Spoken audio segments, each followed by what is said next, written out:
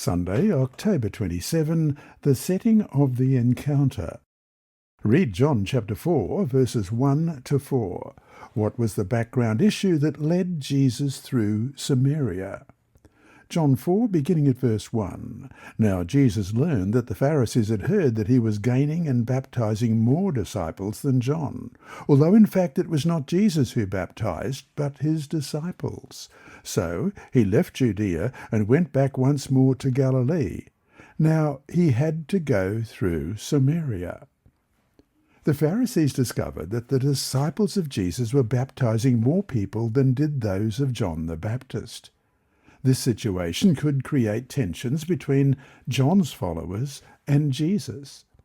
The disciples of John, quite naturally, were jealous for their master's reputation and status, and we compare this with John chapter 3, verses 26 to 30. Beginning at verse 26 of John 3, they came to John and said to him, "Rabbi, that man who was with you on the other side of the Jordan, the one you testified about, look, he is baptizing, and everyone is going to him." To this John replied, "A person can receive only what is given them from heaven. You yourselves can testify that I said, 'I am not the Messiah, but am sent ahead of him.' The bride belongs to the bridegroom. The friend who attends the bridegroom waits and listens for him, and is full of joy when he hears the bridegroom's voice. That joy is mine, and it is now complete. He must become greater. I must become less." Probably to avoid confrontation, Jesus departed Judea to go to Galilee.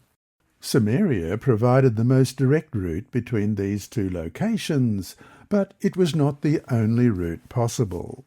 Devout Jews would take the long way around, going east through Perea. But Jesus had a mission in Samaria. Read John 4, verses 5 through to 9. How did Jesus use this opportunity to open a dialogue with the woman at the well?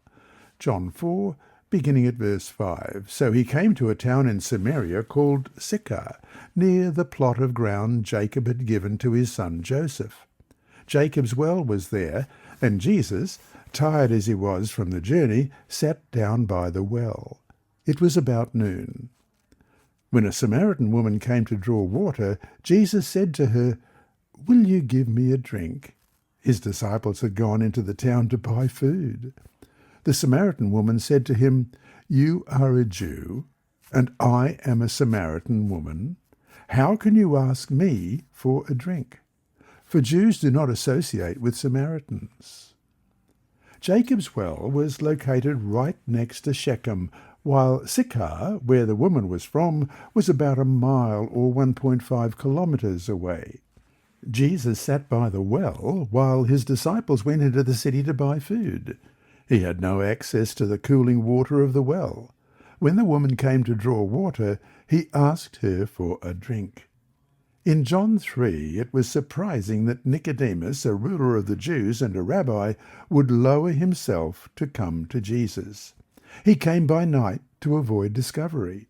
But in John 4, the woman hides in broad daylight, perhaps avoiding contact with other women who came either at the beginning or end of the day when it was cooler.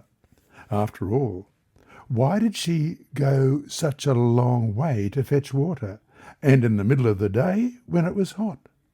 Whatever the reason for her being there, meeting Jesus would change her life. What scene unfolds next? A Jewish teacher is compared to a Samaritan woman of poor reputation. What a contrast! And yet, in this exact context, a remarkable encounter unfolds. So to finish the day, what are some of the taboos in your own culture that could hamper your witness to others? How do we learn to transcend them?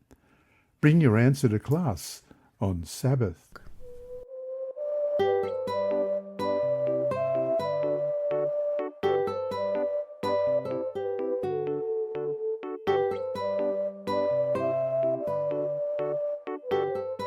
And remember, God is always faithful.